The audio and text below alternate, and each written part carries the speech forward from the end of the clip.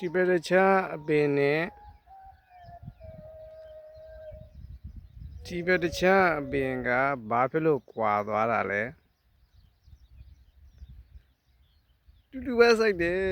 တူတူပဲစိုက်တယ်အတူတူပဲကျဲတဲ့တနေ့တည်းတရက်ထက်တစ်ချိန်နဲ့ကျဲ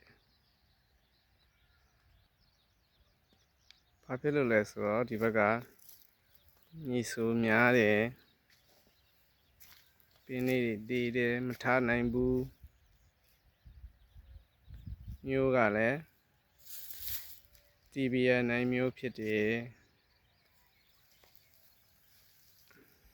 မှားသွားတယ်ပေါ့ဒီနေ့မှားသွားတယ်ပေါ့ဒီလိုလေးတွေဖြစ်ပြီးတော့ဒီလိုလေးတွေမထနိုင်ဘူးဖြစ်သွားတယ်